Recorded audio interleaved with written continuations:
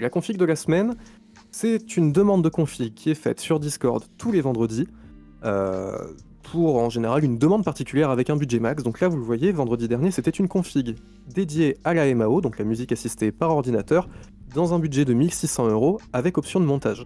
Les gens proposent des configs et on sélectionne un gagnant. Ici, bravo à Boré, je sais pas comment ça se dit, mais Je on crois va que c'est dire Bor. On va dire Bor. Donc qui a du coup proposé une config qu'on a sélectionnée. Donc ce qu'on va faire, c'est qu'on va la regarder, hein, tous ensemble.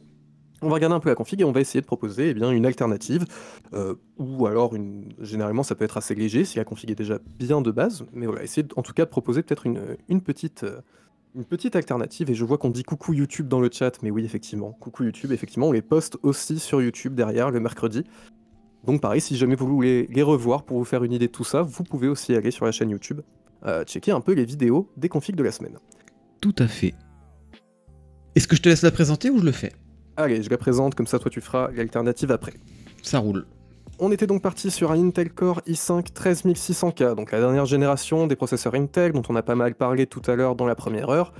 Une carte mère ASRock Z790 Pro en DDR4, donc format ATX en DDR4, pas en DDR5.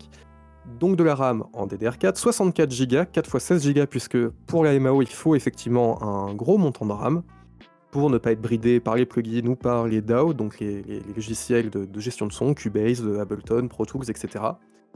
Un ventirad Noctua NH-U12S, donc un très bon ventirad performant pour refroidir le 13600K qui en a bien besoin, en Chromax Black, donc en plus les Noctua, mais version noire, donc en plus plutôt passe-partout et assez joli. En SSD, un Kingston KC3000 de 1TB, donc un SSD M2 avec de grosses vitesses de lecture et d'écriture. En disque dur, un Seagate Iron Wolf 4TB, un disque dur assez lent, mais avec beaucoup de stockage, parce que justement, on va stocker pas mal de projets, pas mal de rush, etc. En boîtier, un Fractal Design Pop Science solide noir qu'on ne vous présente plus. Ce sont les boîtiers Fractal, c'est dans un budget de 100 €, c'est très efficace, c'est sobre, ça marche bien, il y a un bon airflow. En alimentation, une Fox Spirit GT650p de 650 watts qu'on vous présente régulièrement sur ce stream, qu'on met régulièrement dans les configs. Une alimentation qui est certifiée 80+ Platinum dans un budget de moins de 100 €, modulaire, semi-passif, donc encore une fois un très bon choix d'alim. Bien sûr, on n'oublie pas l'option de montage. Et on a la config de la semaine gagnante. Exactement, je suis en train de regarder de mon côté. Ouais, on peut arriver à quelque chose. On peut avoir, je pensais notamment à une alternative. Chez AMD par exemple. J'essaie de voir un peu ce qui est faisable. Vite fait. Tac. Est-ce que niveau budget on est bon? On dépasse. Bon. On dépasse, mais c'est pour dire que de toute manière, chez Intel, vous avez les 13600K qui sont équipés. C'est du 8.6 ou du 6.8? C'est du 6.8.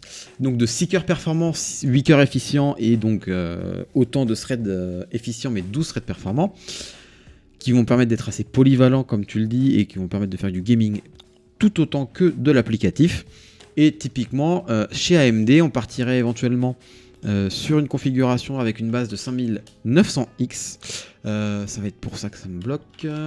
Le 5900X qui est juste ici avec une carte mère. Qu'est-ce que je pourrais mettre? Je vais même pas mettre les choses en stock, je vais juste mettre celle d'habitude qui est la teuf. Et non pas faire la teuf, ne pas confondre. Tac. Au niveau de la RAM, juste personnellement, je partirais plutôt sur 2x32 que 4x16. Ça permet d'éviter, enfin de maximiser plutôt la stabilité de la machine. Et aussi, en cas de besoin plus tard, de rajouter 2x32. C'est une bonne option. Ça peut paraître un peu abusé de mettre 128 Go pour de l'applicatif ou même dans un PC de manière classique. Mais pour de la MAO, c'est pas du tout abusé. C'est-à-dire que c'est un réel besoin et ça peut même être saturé selon les projets et les utilisations de chacun. Donc à mes yeux, on partirait là-dessus avec une petite carte graphique histoire d'avoir un affichage évidemment. Le stockage pour moi c'est la bonne solution.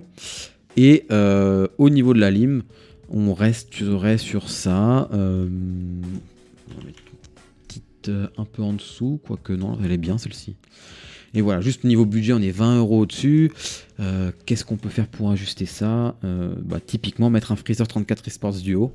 Et voilà, on retombe dans le budget, pas de souci.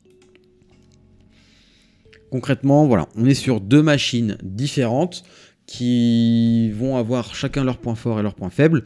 Sur le 5900X, on a un processeur beaucoup plus polyvalent qui va avoir une facilité en applicatif grâce aux 12 cœurs qui seront eux totalement performants entre guillemets, là où il y en a seulement 8 sur l'Intel 13600K. Mais bon, voilà, c'est 2 alternatives, chacun fait son choix. Il peut évidemment y avoir des expériences personnelles qui vont faire privilégier l'un ou l'autre. Libre à chacun de faire son choix. Donc voilà pour la config de la semaine. Je le rappelle comme je l'ai dit tout à l'heure, mais si jamais vous voulez participer à la prochaine config de la semaine, eh bien rendez-vous vendredi sur le Discord, discord.gg/topacha, pour justement pouvoir participer à cette config et peut-être être sélectionné et être présenté sur le prochain live que l'on fera.